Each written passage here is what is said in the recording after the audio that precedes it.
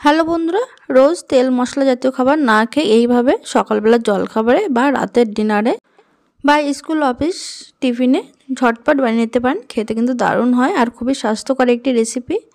আর দেখুন, এই স্বাস্থ্যকর জলখাবারটি বানানোর জন্য সবার প্রথমে এখানে বেশ খানিকটা পরিমাণ মতো আটা নিয়েছি। তার মধ্যে দিয়ে দিলাম স্বাদ মতো নুন আর 1 চামচ সাদা তেল।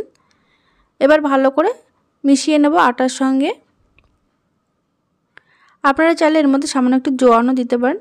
এবার অল্প অল্প জল দিয়ে এই আটাটা মেখে নিতে হবে। আমরা বাড়িতে যেরকম রুটি তৈরি করার জন্য আটার ডো তৈরি করে ঠিক সেরকমভাবে ডোটা তৈরি করে নিতে হবে। দেখুন, হাত দিয়ে এরকম ভালো করে ঠেসে 2-3 মিনিট মেখে নেওয়ার পর এটা রেস্টে রেখে দেবো আমি 5 মিনিট। এবার অন্যদিকে এই জলখাবারের জন্য পুর তৈরি করার জন্য 1 চা চামচ তেল দিয়ে দিলাম একটা ফ্রাই প্যানে। তাতে দিয়েছি গোটা জিরে, দিয়ে দেব এর মধ্যে ছোট সাইজের একটা পেঁয়াজ কুচি। গ্যাসের আঁচ লো টু মিডিয়ামে রেখে পেঁয়াজগুলো এবারে হালকা একটু ভেজে নিতে হবে। তবে পেঁয়াজগুলো কিন্তু লাল না হয়ে যায় সেটা খেয়াল রাখবেন। পেঁয়াজটা দেখুন এখানে হালকা ভাজা হওয়ার পর দিয়ে দিলাম ক্যাপসিকাম কুচি। 30 সেকেন্ড একটু নাড়াচাড়া করে নেওয়ার পর এবার এর মধ্যে দিয়ে দেবো আমি গ্রেট করা একটা ছোট সাইজের গাজর। আপনারা এখানে গ্রেট না করে একদম ছোট ছোট করে টুকরো করেও কেটে নিতে পারেন গাজরটা। এবার সমস্ত কিছুক্ষণ নাড়াচাড়া করে নেওয়ার পর এর মধ্যে দিয়ে দিচ্ছি কাঁচা লঙ্কা কুচি। তবে ঝাল আপনারা আপনাদের স্বাদ অনুযায়ী কম বা বেশি করতে পারেন। আর দিয়ে দিলাম স্বাদ মতো নুন আর সামান্য একটু হলুদ। এবার সমস্ত কিছু ভেজে নেব 1 থেকে 1.5 মিনিট। 1-1.5 মিনিট ভেজে নেওয়ার পর এবার দেখুন অন্যদিকে একটা বাটিতে আমি ডিম ফেটিয়ে নিচ্ছি। ডিমটাকে খুব ভালো করে এভাবে মিশিয়ে নিতে হবে।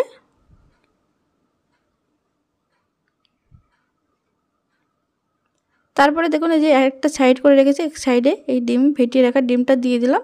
দিয়ে এবার এই যে গ্যাসের ফ্লেম মিডিয়ামে রেখে এই ডিমের ভুজিয়া তৈরি করে নেব আগে।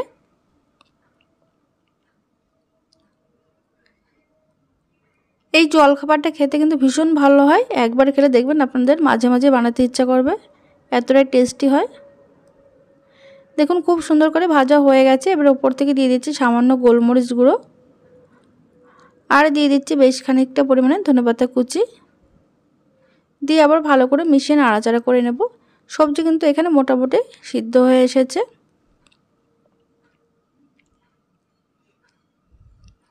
তারপরে দিয়ে দিচ্ছি টমেটো কেচাপ। আপনারা চাইলে এখানে আমচুর পাউডার হোক বা চাট মশলা দিতে পারেন টমেটো কেচাপের পরিবর্তে। ভালো করে মিশিয়ে নেওয়ার পর গ্যাসটা কিন্তু আমি অফ করে দিয়েছি। এবার এই পুরটা কিন্তু পুরোপুরি ঠান্ডা করে নেব। এটা একটা প্লেট এবার নামিয়ে নিতে হবে।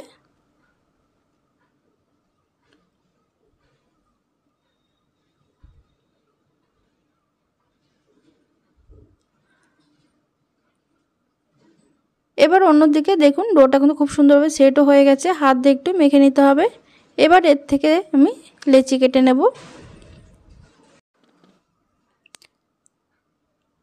দেখুন একটা করে লেচি নিয়ে ঠিক এইভাবে 2 হাতের তালুতে গোল করে একটু চ্যাপ্টা করে নেওয়ার পর একটা বাটির শেপ দিয়ে নিতে হবে। আর এদিকে পুর কিন্তু খুব সুন্দরভাবে ঠান্ডাও হয়ে গেছে। এটা কিন্তু পুরোপুরি ঠান্ডা হওয়ার পর কিন্তু দেবেন।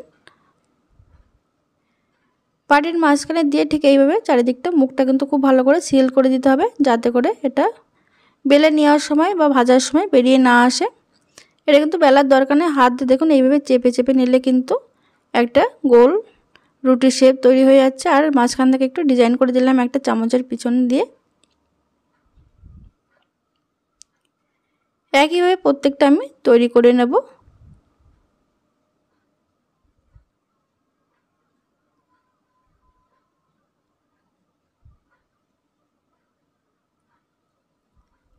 এখানে আমি একটু মোটা করেই তৈরি করছি, আপনারা চাইলে একটু বেলে পাতলা করেও নিতে পারেন। দেখুন একইভাবে আমার প্রত্যেকটা তৈরি করা হয়ে গেছে। এবার এইগুলোকে ভাজার জন্য 1 চা চামচ তেল দিয়ে দিলাম। এইখানে আপনারা তেল ছাড়াও এটা ভেজে নিতে পারেন বা সেঁকে নিতে পারেন। দেখুন 1 চামচ তেলে কিন্তু এটা আমি ভেজে নেব। গ্যাসের ফ্লেম এই সময় একদম লোতে রেখেছি।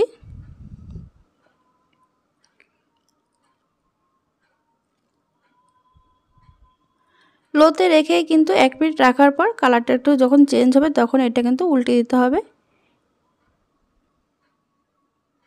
এইভাবে উল্টে পাল্টে দুপাশটা কিন্তু খুব সুন্দর করে একটু লালচে কালার আসা পর্যন্ত ভেজে নিতে হবে। এটা এমনি খেতে যেমন ভালো লাগে তেমন টমেটো কেচাপের সঙ্গে খেতে কিন্তু ভালো লাগে। আপনারা এটা বাচ্চাদের টিফিনও এটা তৈরি করে দিতে পারেন। আর এটা খেলে কিন্তু পেট অনেকক্ষণ পর্যন্ত ভরা থাকবে। দেখুন এগুলো ভাজা হয়ে গেছে, এবার এগুলো তেল থেকে তুলে নিচ্ছি। এখানে দেখুন 1 চামচ তেলে কিন্তু ভাজা হয়ে গেছে, আরও কতটা তেল রয়েছে। মাঝখান থেকে ছিঁড়ে দেখাচ্ছি, দেখুন ভেতরটা কত সুন্দর তৈরি হয়েছে। তাহলে বন্ধুরা ভিডিওটি ভালো লাগলে লাইক কমেন্ট শেয়ার করতে ভুলবেন না, আর সাবস্ক্রাইব করে পাশে থাকবেন।